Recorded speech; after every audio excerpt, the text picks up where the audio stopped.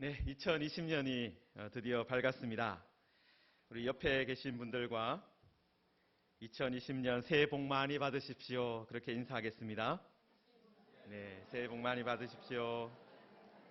네, 첫날부터 마지막 날까지 주님과 함께 행복하십시오. 그렇게 또 인사하겠습니다. 첫날부터 마지막까지 주님 안에서 행복하십시오. 인생을 달리기에 많이 비유를 합니다. 바울 사도도 자기가 경주하는 사람이다라고 디모데후서에서 말씀을 하고 있는데요. 자, 그런데 이 인생이라는 것이 달리기 중에도 이 장거리 달리기하고 많이 닮아 있습니다. 여러분, 그 100m 같은 단거리는 어떻습니까? 달리는 그 시작하는 자세부터 다르죠. 100m 달리기를 하는 경우는 이 단거리를 하는 사람들은 어떻습니까? 시작부터 잔뜩 웅크리고 시작을 합니다. 왜냐하면 출발이 너무나도 중요하기 때문에 그래요. 출발에 실패하면 100m 달리기는 어떻습니까? 망치는 거예요. 출발을 실패하면 그 레이스 전체를 망치는 것입니다. 아무리 열심히 뒤에 따라가도 그 출발에서 잃어버린 시간을 만회하기는 너무 짧은 거리예요. 그래서 100m 달리기 같은 그런 시합의 단거리 시합에는 부정 출발이 많이 있습니다.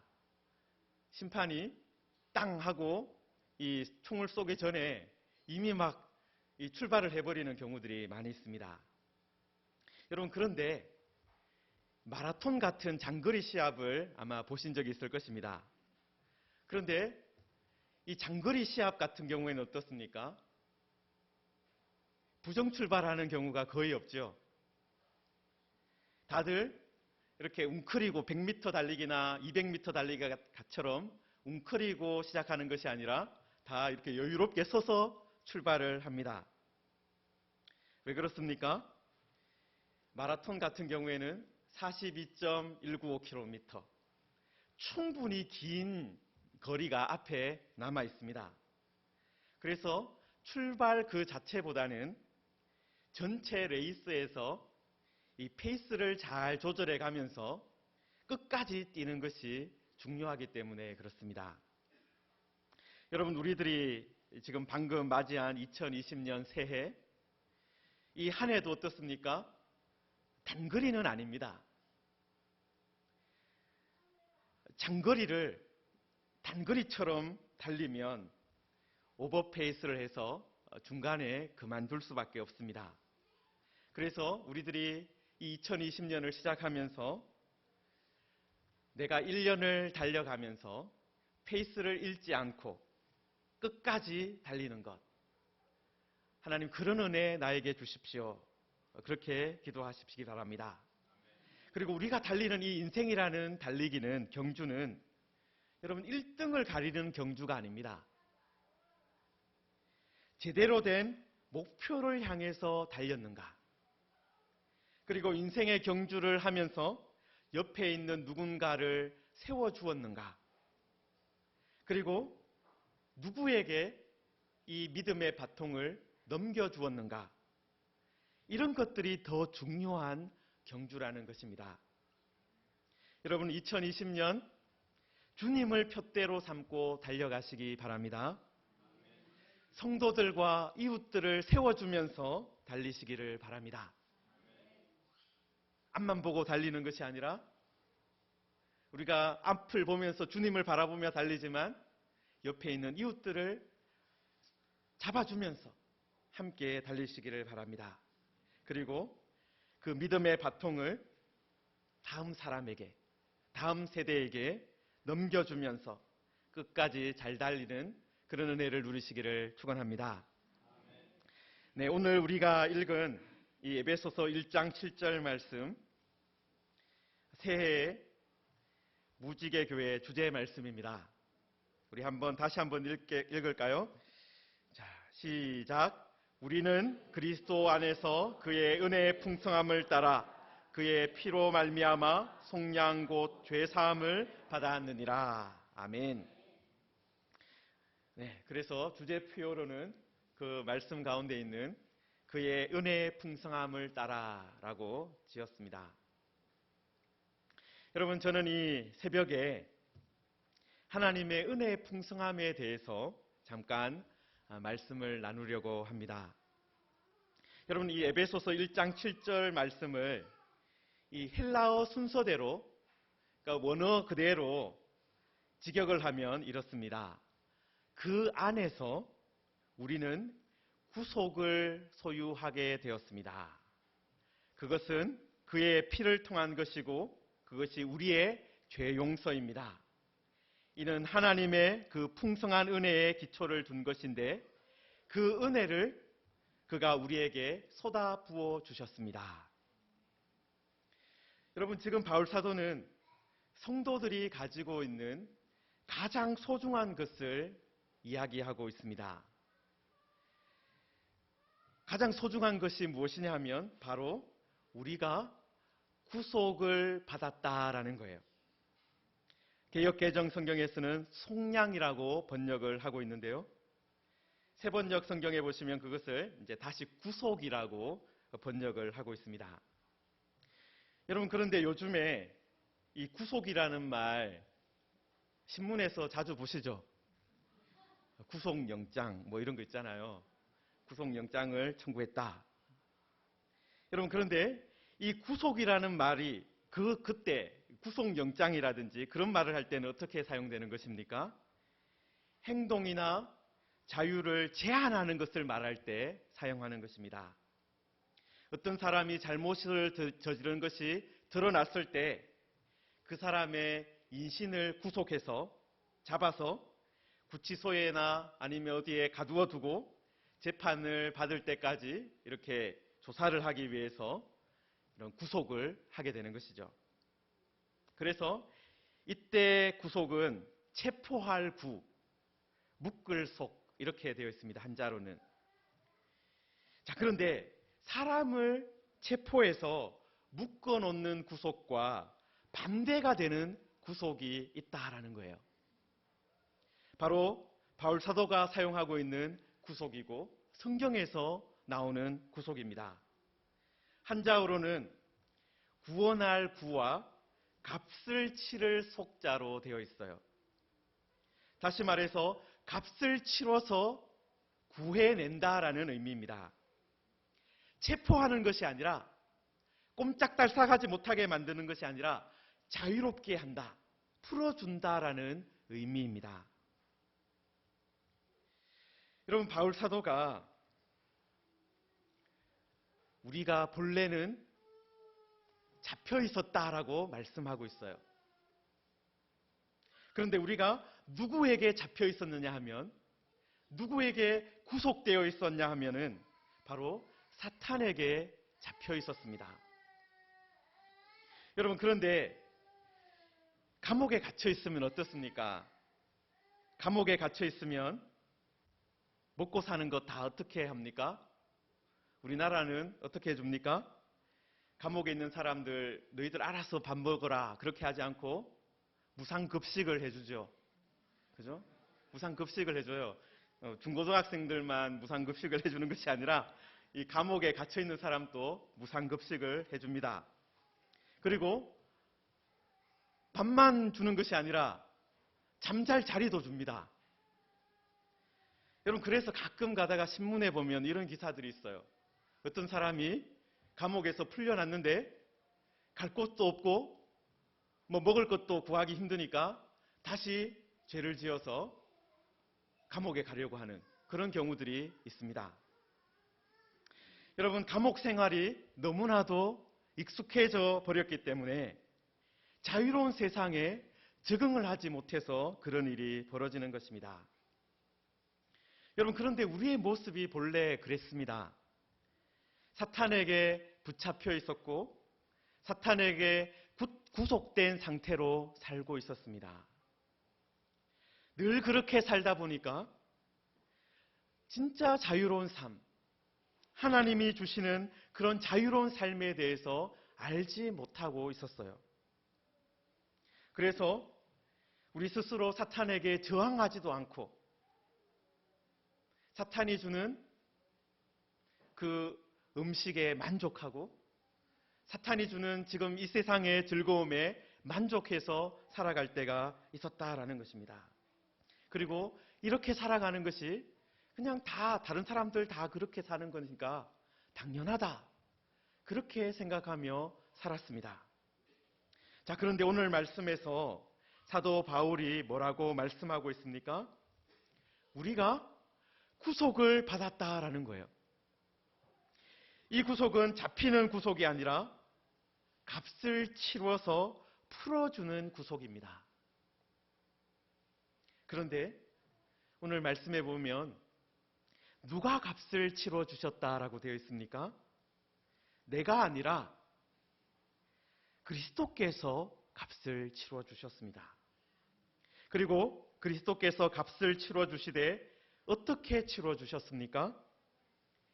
그의 은혜, 다시 말해서 하나님의 은혜의 풍성함을 따라서 치러 주셨다라는 거예요. 여러분, 우리들은 물건을 살 때 물건 값을 어떻게 하려고 합니까? 자꾸 깎으려고 하죠. 팔 때는 파는 사람의 경우 입장에서는 어떻습니까? 더 비싸게 팔려고 합니다. 저도 미국에서 살면서 유학생활 할 때는 이 중고 물건을 많이 사고 팔 때가 있었습니다. 근데 항상 그렇더라고요. 직거래를 할 때, 살 때는 항상 어떻게 하든지 흠을 잡아서 여기에 뭔가 문제가 있는 것 같아요. 조금이라도 더 싸게 살려고 했고, 팔 때는 어떻습니까? 이렇게 아주 깨끗하게 닦아가지고 잘 안 보이게, 흠이 잘 안 보이게 해서 비싸게 팔려고 했습니다. 여러분, 그런데 지금 하나님은 어떻게 거래를 하신다라는 거예요? 우리가 하는 식으로 보면 하나님은 계산을 참 이상하게 하시는 분이세요. 하나님은 어떻게 보면 별 가치가 없는 것에 너무 비싼 것을 치르고 있는 분이십니다. 여러분, 우리가 아까 누구에게 사로잡혀 있었다고 했습니까? 사탄에게 사로잡혀 있는 별 볼 일 없는 죄인이었습니다. 여러분, 이기적이고 교만하고 거짓말하고 함부로 말하는 그런 하자가 있는 그런 존재였습니다. 마음에만 문제가 있는 것이 아니라 말에도 문제가 있고 그리고 행동에도 문제가 있는, 정말 전체적으로 총체적으로 문제가 있는 그런 존재입니다. 그런데 하나님은 우리를 구하기 위해서 어떻게 해주셨습니까? 값을 풍성하게 치러 주셨다라는 거예요. 딱 맞게 값을 치러 주시는 정도가 아니라 수백 배, 수천 배로 값을 치러 주셨다라는 거예요. 하자 많은, 문제 많은 우리들을 위해서 누구를 보내셨습니까? 독생자 예수 그리스도를 보내주셨습니다. 그리고 예수님께서 이 땅에 오신 것으로 끝나는 정도가 아니라 예수님께서 십자가에서 그의 생명까지 다 주셨다라는 거예요. 아무도 하나님께서 그 정도의 값을 치를 것이라고는 생각하지 못했습니다. 그래서 그런 상상할 수 없는 그런 하나님의 방법을 말하면서 사도 바울은 그의 은혜의 풍성함이라고 표현한 것입니다. 여러분, 여기서 풍성함이라는 단어가 어떤 단어냐 하면요, 여러분, 히브리 성경을, 구약 성경을 헬라어로 번역한, 그리스 말로 번역한 성경이 있습니다. 70인경이라고 부르는데요, 그 성경에 열왕기상 10장 23절에 솔로몬이 얼마나 부자였는가, 그것을 표현할 때 이 단어, 똑같은 단어가 사용되었어요. 솔로몬 왕의 재산과 지혜를 표현하면서 세상의 그 어느 왕보다 큰지라, 이때 풍성함이라는 단어가 사용되었다라는 거예요. 그리고 그 몇 절 뒤에 보시면 열왕기상 10장 27절에 보면 솔로몬 왕의 부를 표현하면서 왕이 예루살렘에서 은을 돌같이 흔하게 하고 백향목을 평지에 뽕나무같이 많게 하였다라고 했습니다. 그러니까 하나님께서 우리들을 자유롭게 하기 위해서 이런 풍성함으로 은을 돌같이 귀한 백향목을 그냥 거리에 있는 뽕나무같이 생각할 정도로 그렇게 풍성하게 값을 치러 주셨다라는 거예요. 여러분, 그리고 더 놀라운 것은 하나님께서 우리에게 이렇게 말씀하신다는 거예요. 야, 내가 너희들을 위해서 이렇게 엄청난 것을 희생했으니까 너는 나에게 반대급부로 이렇게 저렇게 해야 된다. 그렇게 말씀하셨을까요? 이렇게 저렇게 해야 된다. 그렇게 말씀하지 않으시고 그런 계산을 하지 않으시고 모든 것을 그냥 주셨다라는 거예요. 그래서 그것을 우리는 은혜라고 표현하는 것입니다. 도저히 계산할 수 없는 그 하나님의 풍성함, 그것을 은혜라고 표현한다라는 거예요. 사랑하는 성도 여러분, 우리들이 2020년 새해를 시작하면서 하나님의 은혜의 풍성함, 그것을 생각하며 시작해야 합니다. 하나님께서 나같이 하자 있는 존재를 위해서 얼마나 큰 값을 치르셨는가를 생각하며 시작해야 한다는 것입니다. 나는 괜찮다. 나는 괜찮은 죄인이지. 그렇게 생각하면 우리는 복음과 동떨어진 삶을 살 수밖에 없습니다. 그러나 내가 말씀을 보면서 내가 얼마나 주님 보시기에, 하나님 보시기에 하자가 있는 존재였는지를 깨닫는다면 그때부터 무엇이 보이는 것입니까? 하나님의 은혜의 풍성함이 보이기 시작하는 것입니다. 그리고 그 하나님의 은혜의 풍성함 안에서 그것을 찬양하고 그것에 감사하고 그것을 노래하면서 살 수 있게 되는 것입니다.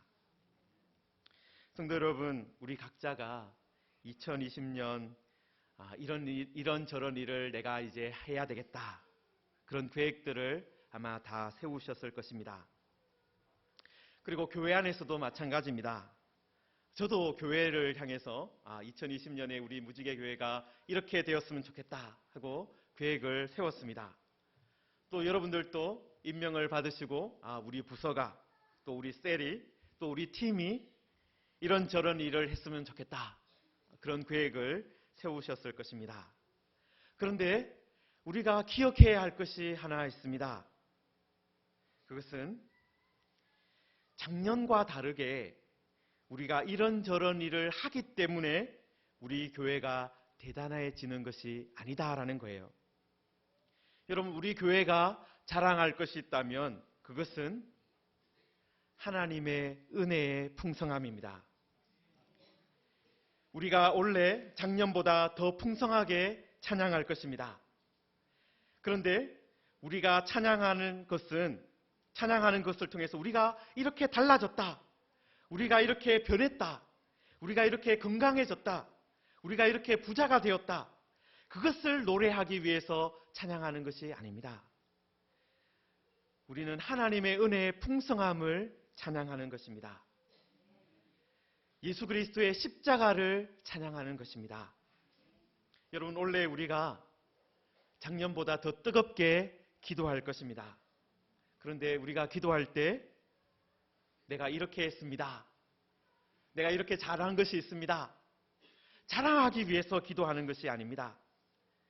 하나님의 은혜의 풍성함을 의지해서 우리는 기도할 것입니다. 우리는 2020년에 더욱더 복음을 전하는 일에 힘쓸 것입니다. 이 지역뿐만 아니라 땅끝까지 나아가서 복음 전하는 그 일을 위해서 함께 협력할 것입니다. 그런데 그것을 하면서 우리가 이만한 능력이 있으니까 이런 일을 한다, 그것이 아닙니다. 그의 은혜의 풍성함 때문에 우리가 복음을 전할 수 있게 되었구나. 바로 그것입니다. 나의 행위를 자랑하는 것이 아니라, 나의 어떤 능력을 자랑하는 것이 아니라 하나님의 은혜의 풍성함을 의지하고 하나님의 은혜의 풍성함을 전하는 우리 무지개 교회가 되어야 합니다.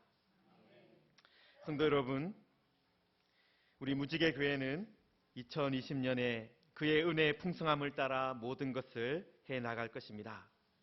우리는 똑같이 물론 예배를 드릴 것입니다. 그런데 그냥 예배를 드리는 것이 아니라 하나님의 은혜가 풍성한 예배를 드릴 것입니다. 2020년에도 우리는 기도할 것입니다. 새벽에도 기도할 것이고 금요일에도 기도할 것이고 또 모여서 중보기도도 할 것입니다. 그러나 그냥 기도하지 않을 것입니다. 어떻게 기도합니까? 하나님의 은혜가 풍성한 그 하나님의 은혜의 풍성한 은혜를 의지하여 기도할 것입니다. 그리고 2020년에도 우리는 교제를 나눌 것입니다. 셀 안에서 또 부서 안에서 여러 교제를 나눌 것입니다. 그런데 그 교제는 그냥 단순한 교제가 아니라 하나님의 은혜가 풍성한 그런 교제를 나눌 것입니다. 여러분, 이것이 우리의 목표입니다.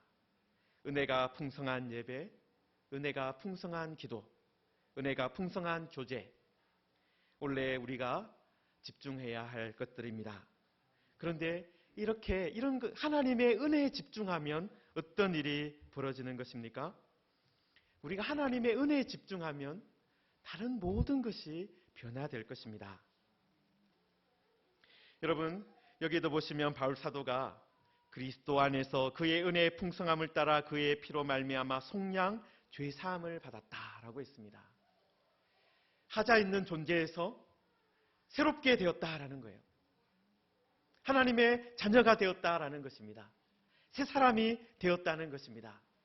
우리가 하나님의 은혜에 집중하면, 그의 은혜의 풍성함에 집중하면 이런 죄 사함을 받는, 새롭게 되는, 하나님 안에서 하나님의 자녀로 살아가는 그런 놀라운 일을 경험하게 될 것입니다.